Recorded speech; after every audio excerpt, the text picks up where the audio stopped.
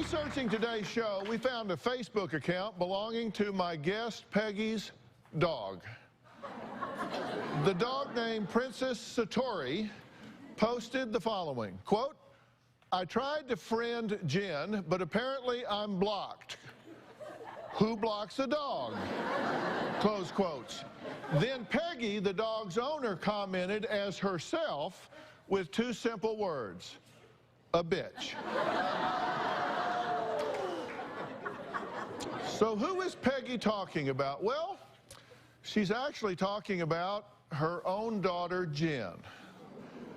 Peggy says she hasn't spoken to Jen in 7 years. She says she has no idea why, not a clue. She says the last time they spoke was when they got into a disagreement on the phone. Peggy says she can't even remember what the fight was about. Take a look. My daughter Jennifer has refused to talk to me for 7 years. She says I hung up on her and that's why she hasn't talked to me. What happened was we were on the phone and there was a disagreement for something, I don't know what, and I said, whatever, bye, and I hung up. Now my daughter won't talk to me. In the past 7 years, I think I've reached out to her. I feel like I might have called and left some messages on her phone that weren't returned, but I can't say that for sure. I've seen Jennifer maybe 3 or 4 times. When I see Jennifer at family gatherings, it is awkward, and usually we don't speak. I feel intimidated by her. I feel resentment toward Jennifer. I think my granddaughter Kaylee's been influenced by what Jen said, and I don't know my grandson. He's 7 years old, and this has been going on for 7 years. I don't think I deserve this kind of treatment. I think Jennifer's being selfish and childish. Maybe she doesn't want me in her life anymore.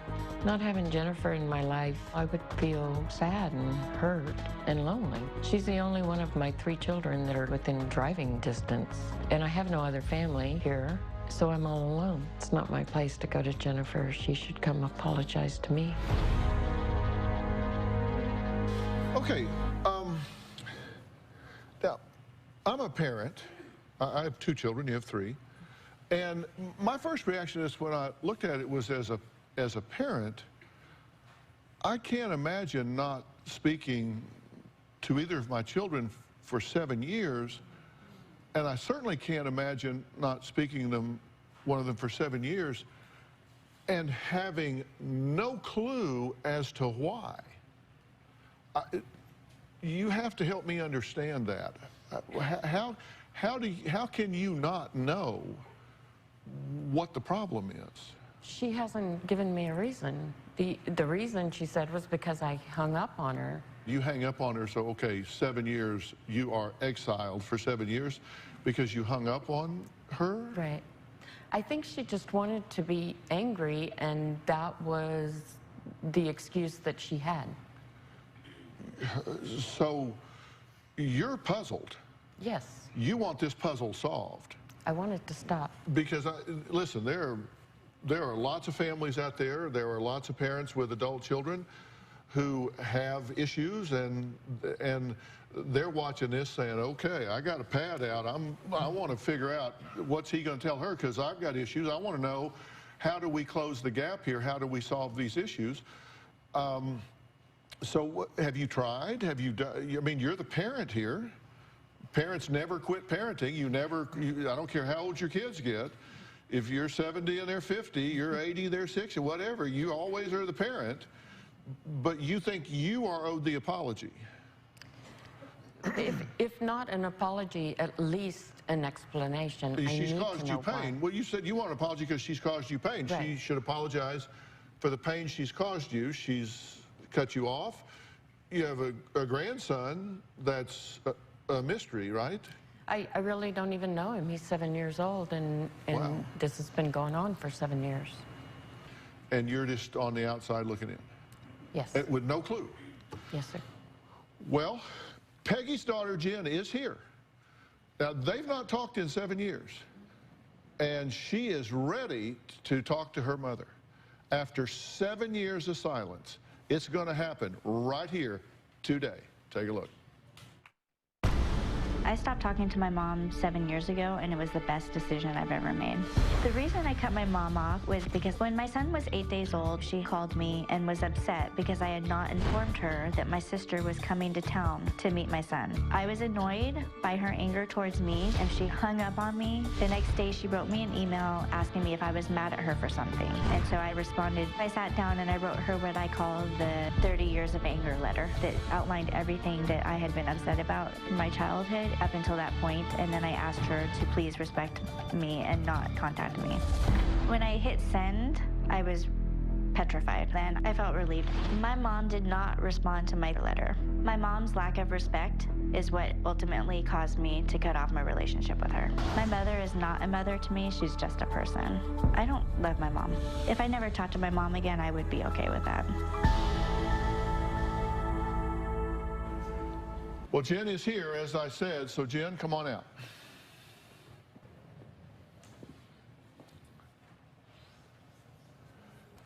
Jen, Dr. Phil, how are you? Good, how are you? If you would, climb up. That's a climb. You've not spoken to your mother in 7 years. Correct. I've been talking to her for just a few minutes. We've just met. She's told us before today and reiterated to me today that she feels like and is here because you owe her an apology. I don't owe you an apology. You owe me an apology. For what? Really. You owe me an apology for neglecting me, for not being a mother, robbing me of my childhood. When did I neglect you? Well, she said, wait, let me catch up here because I'm a little behind the curve. Because in talking to your mother, she says you guys were talking on the phone 7 years ago. Correct. She doesn't even remember what the disagreement was about, and that somebody hung up on somebody else. Who hung up on who? Did you hang up? She says I hung up on her. You say she hung up on you. Yeah. And that because of that, that this whole thing has come tumbling down. You haven't spoken to her in 7 years because she hung up on you, and and she has no clue of any problem other than the fact she hung up on you that day. Yeah, I think she's in denial. 31 years of denial.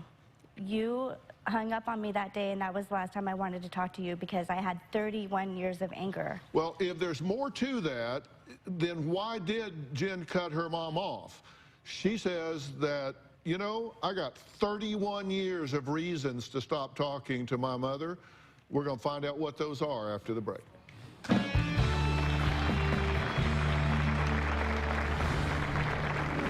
Sometimes when I'm getting ready in the morning, I look in the mirror and I see my mom. I see her eyes. I see the shape of her face.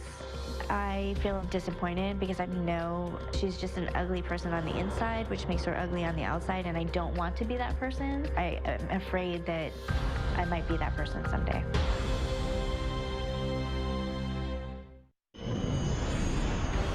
I do not forgive my mom. My mom has never apologized in a way that I feel was genuine. I know that forgiveness is for me and not for my mom, but I don't know how to do that without saying it's okay. My ultimate goal is to forgive Jennifer for the pain she's caused me. I can't remember that I've had an opportunity to apologize to Jen. I'm not sure I'd want to apologize to her, actually. Maybe because I feel like she owes me an apology. Well, Peggy and her daughter haven't spoken to each other in 7 years. Peggy says other family members have told her that Jen stopped speaking to her because of the past, but Peggy says that's just ridiculous. She says she loved her kids and was a good mom. Jen, however, has a very different opinion of how all of that took place. Take a look at this. My mom was the worst mom. My childhood was pretty horrible. My mom had me when she was 16. I lived with my grandma for the first 3 years of my life. When I lived with my mom, I was miserable. I did not like her, and I hated my life there. My mom was physically abusive. She would hit us, kick us, punch us. When I was about 10, she grabbed me by my hair and started punching me on my neck repeatedly with both fists. Everything went black and I was dizzy, and because of that incident, I have lifelong lasting effects. I have migraines almost daily. I have a bad back. I also have injuries consistent with whiplash, and I've also had some hearing loss in my right ear. My mom was also emotionally and mentally abusive. She made me feel really horrible as a person. She would tell me that I made her hate me, that I'm ugly. I didn't feel loved. I didn't feel like I could do anything right. I just felt like I was a burden. When I was 11, my mom told me that she was going to put me in foster care, so I just decided to run away. I took a taxi to where I caught a Greyhound bus and got a ride to San Francisco. When I arrived in San Francisco, I called my dad and stepmom and asked them to come pick me up, and they did. Growing up, I got the brunt of the abuse until I moved out, and then it moved on to my sister. I don't think my mom knows what real love is. She says the words, "I love you." I don't think she even knows what that means. I didn't ask to be born to her. I didn't have a choice. My mom never should have been a mom. Well, it sounds like a lot more going on than just hanging up on her. Where did this foster home stuff come from? That is ridiculous. No, you're ridiculous. And your denial is ridiculous. You said you were hit to the point that you have hearing loss. I do. Is that true? I remember Did you beat this child? No. I remember pulling her hair. She turned to run away. I grabbed her hair and pulled her back. Now, there's a hell of a big difference between she was turning and I snagged her hair versus I pounded on her till she has hearing loss. If she's lying, then you need to say so. But if she's not, you need to own that. I don't know. You can go talk to a therapist for a year and you can get to this point, or I can just tell you now. And I'm just telling you now, you're either going to own this or this thing's going to fall apart. So your choice. I wasn't there. I don't know. The floor is yours. I don't think she's lying. I don't think you're lying. I just don't think it's accurate. You abused me. You can start by acknowledging that. Did you beat this child? I didn't beat her. I don't believe I beat her. I don't. If the things she say happened, I do not remember that. Is it possible that you weren't present at the time because you were in an altered state of consciousness? You mean like I was so angry I kind of blacked out? Take a look at this. My mom put her men and her drugs ahead of the kids. There was never a time where the boyfriends and the drugs did not take a priority.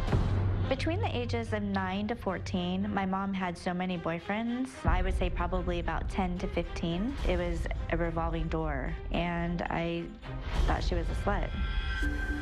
My mom is a drug addict. From a very young age, I've been aware that my mom was a drug user. I knew it from probably as young as 4. In my earlier years, I believe my mom was only smoking pot, but my mom started doing meth in my early teenage years. I knew exactly where the meth was, in my mom's bedroom. My mom was also selling drugs. There was one time when she asked me to come to her house for the weekend to help her do her errands because she had had knee surgery and couldn't drive. And I didn't realize at the time, but looking back, what happened was we went and picked up drugs, and then we dropped off the drugs. She wasn't able to fool me, even though she thought she was. Since I've not talked to my mom in 7 years, I cannot say for sure that she is still using, but I've heard that my mom is abusing her prescription drugs and drinking. So when she says she's a recovered addict, she is not. That's what I mean. I did Were drugs. you high? Were you in an altered state of consciousness? Do you not know? Is it possible that you're not lying or in denial? Is it possible that you may have been high at the time? It's a possibility. And that doesn't mean that we're ridiculous because you don't remember. I said what you said was ridiculous. I didn't say you're ridiculous. You know, this is why we don't have a relationship. You wanted answers? This is why. What? Because I don't agree with you? No, because of the way you talk to me, lack of respect, and because you're a mean person. And until you can acknowledge what you've done, I'm not moving forward with you. I'm not. Well, Mom may not remember too much, but we do have another witness from the past who is here today. We're talking about Jen's sister, Becky. We're going to add her to the conversation when we come back, and maybe we can piece this puzzle together. We'll be right back.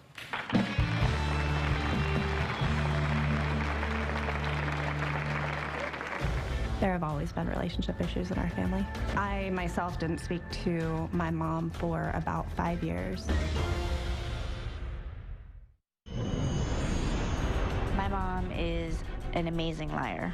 One time, when I was about 8 years old, I remember being woken up by some sounds. I pulled the curtain back to see my mom outside. She was wearing a hot pink sweatshirt, and she was taking off the screen off of her bedroom window.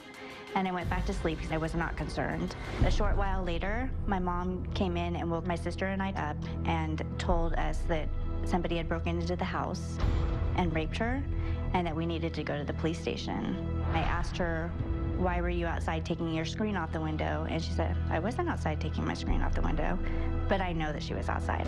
Another time, she said that she was carjacked and that she fought off both carjackers by doing karate chops on one and the other one ran away. I don't believe anything that she says.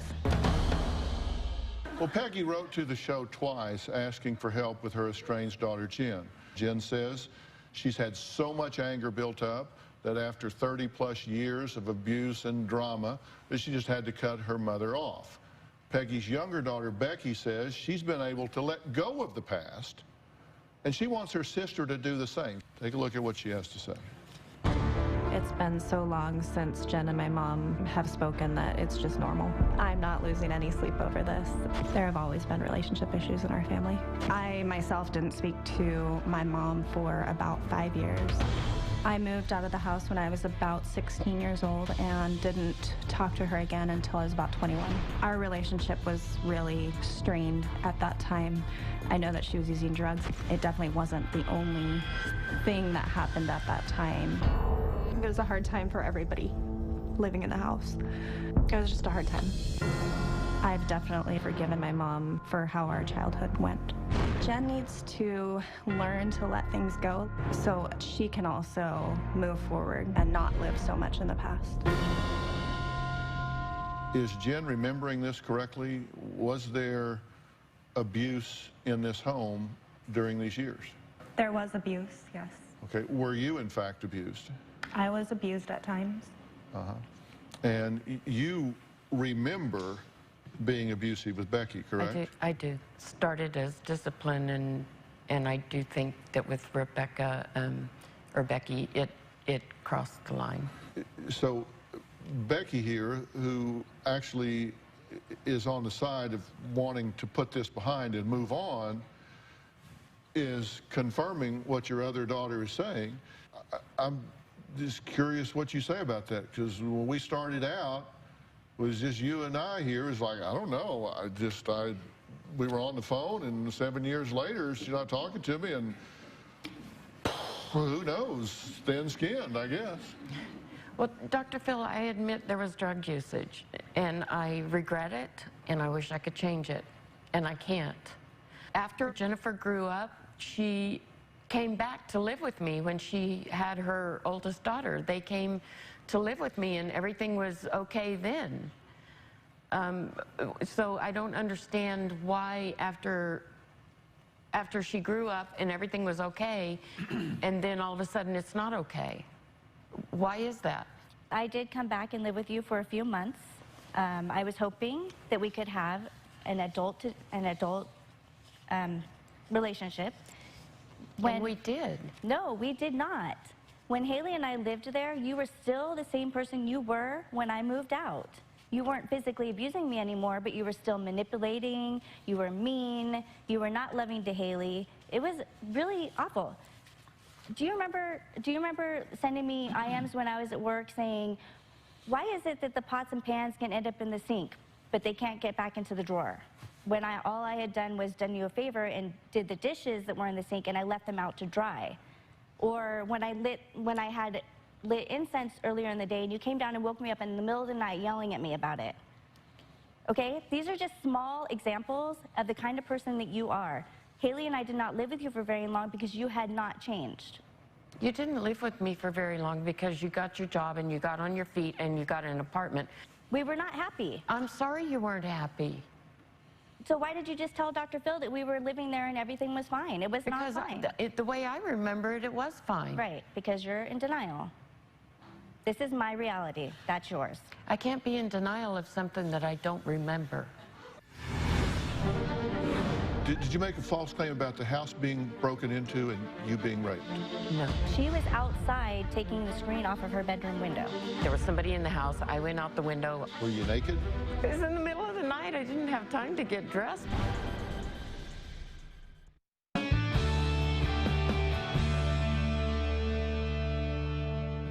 Did you make a false rape claim? No.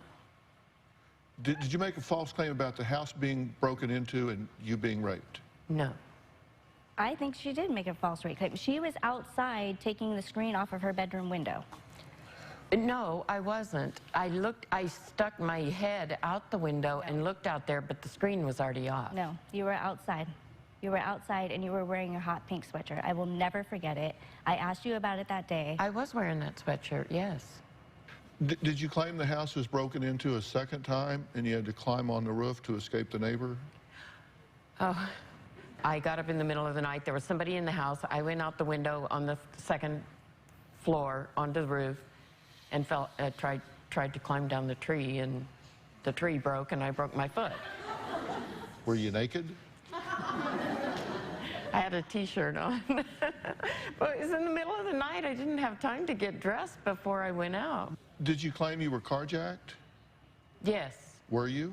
Yes. We all know that. No, we don't all know that. You weren't there. I know. How do these many things happen to one person in their lifetime? That was the karate chop? I was not there. I'm not saying you were or were not.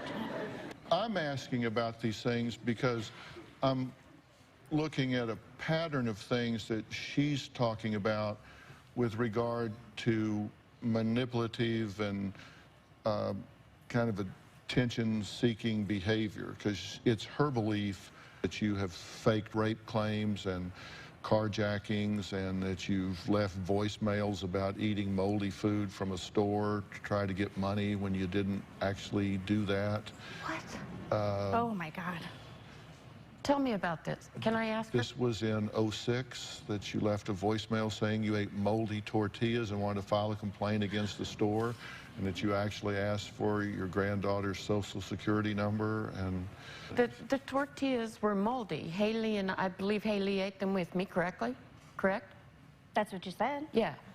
Haley was at my house. We ate some tortillas and then I found mold on it. I took them to the store and they replaced them. No. She told me on my voicemail, I told them that Haley and I got sick, but we didn't really. But that's what happens when you tell a white lie. Those were her words on my voicemail. I don't remember it. You just said that's something you did. I said it sounds like something that I did, yes. And I'll accept that. I'll take responsibility for that.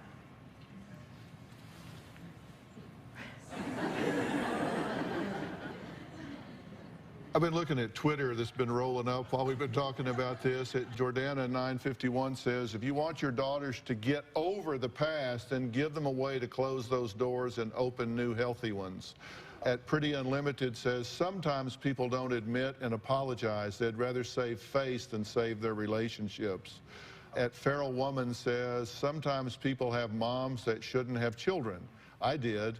You have to learn to fold them and move on. Well, we'll talk about that when we come back. Up next, Jen's daughter Haley says her grandma sent her 27 text messages in 2.5 weeks, but she never responded. We're going to find out why. Is this her choice? Is her mother programming her? Is she getting caught in a tug-of-war here with extended family, which is not good? We'll talk about that after the break.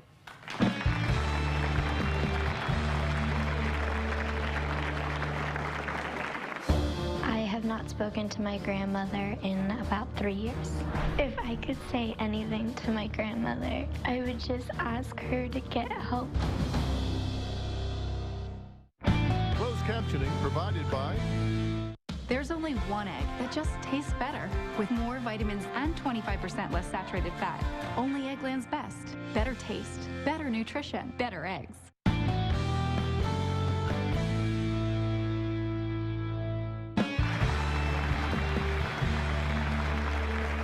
Till earlier today, Peggy and her daughter Jen hadn't spoken to each other in 7 years. Jen says her mother is a manipulator, a liar, and after 31 years of chaos, Jen says, well, she says she's just had enough. Peggy says since her daughter cut her off, she's been alienated from her family, including her granddaughter, Haley.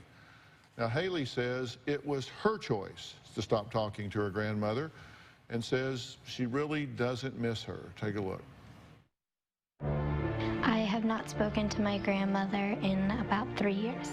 It was my decision to stop talking to her. I do not feel like I'm missing out on a relationship with my grandmother because even when she was in my life, we never had a strong bond. My mom and I have talked about what has happened to her as a child. It makes me very sad how my grandmother treated my mom growing up. If I could say anything to my grandmother, it would be that I do love her. I will always love her because she's my grandmother, but I would just ask her to get help so we could work on having a relationship together.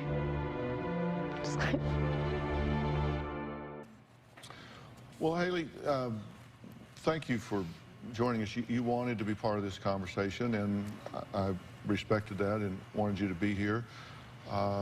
You haven't talked to your grandmother in quite some time. Yes. But she's here now. Is there anything you want to say to your granddaughter? I love you so much. What do you want me to do? I just want you to stop lying. I want you to admit to the things that you've done. I don't have a problem admitting the things I've done. I know but there's never been a problem between us. But there has been. Like what? What's the problem? I have memories from when I was 4 and I was living in your house, and on Christmas Day, you took my new presents away from me without any explanation whatsoever. I wasn't doing anything wrong, and you just left me there crying. We were trying to watch a movie, and you kept walking in front of us. The adults couldn't see the movie, and I told you repeatedly to stop. This is the first time that you've been with Haley in how long? Thanksgiving of 2012. And your first strategy is to start having an argument with her about who was right when she was 4. Well, and I'm just curious about what your goal is. You're barking at her, and then we bring out Haley, and you start barking at her, and and I understand that you're under some attack here because she's saying that, you know, you beat her about the head and shoulders, and so she can't hear and see, and she has headaches, and that you ran drugs out of the house and men in the house, and she felt neglected and hurt, and she's not over that and has an open wound, and that you won't acknowledge it, and that hurts her, that you won't own it. And her sister says, come on, get over it. She said, I can't. How do you get over it when she won't even own it? She won't acknowledge it. Dr. Phil, I agree that I was not a very good mom. I accept that. I have apologized for it. I can't change it. I can only change how I am now. I can't go back and change the past. But you're not changing how you are now. You are being very prickly. Am I? Yes. How do I be different then?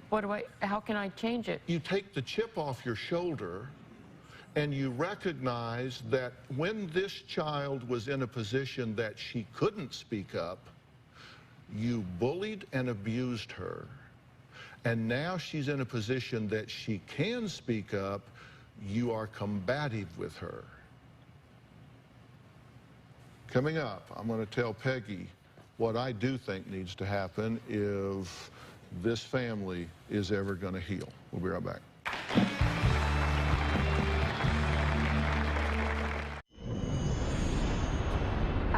was definitely scared of my mom growing up, and I am still afraid of her today. I actually had a nightmare last night that she killed me after the show.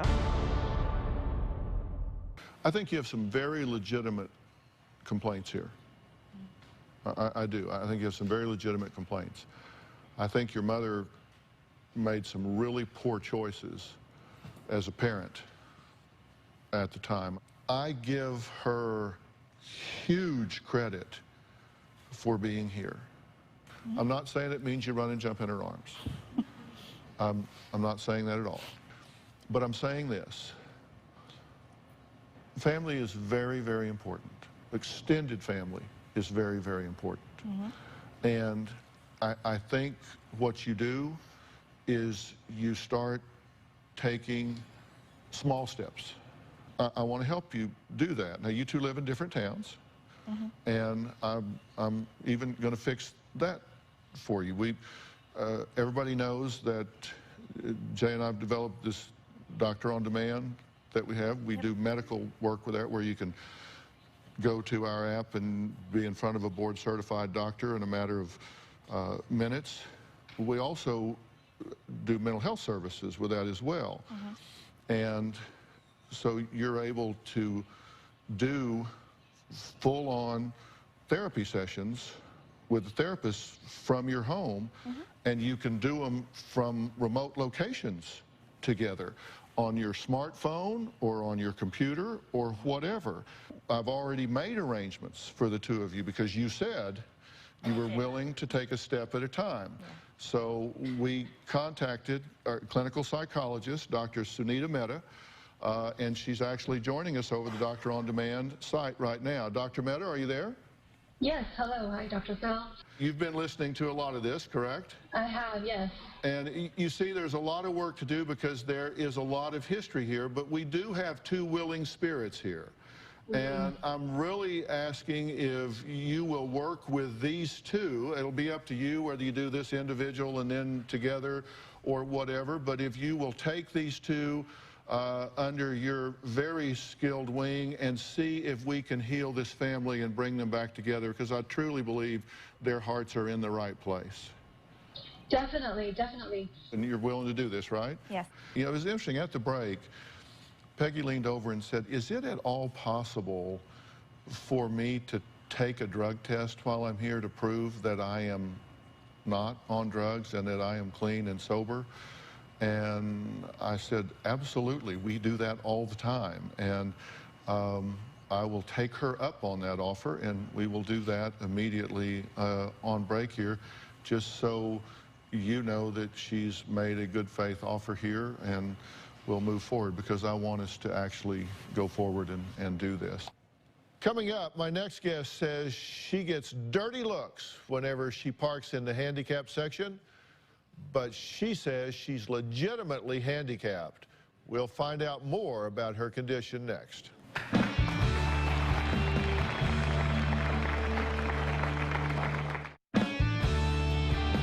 My next guest, Pam, has been living with rheumatoid arthritis for more than 15 years.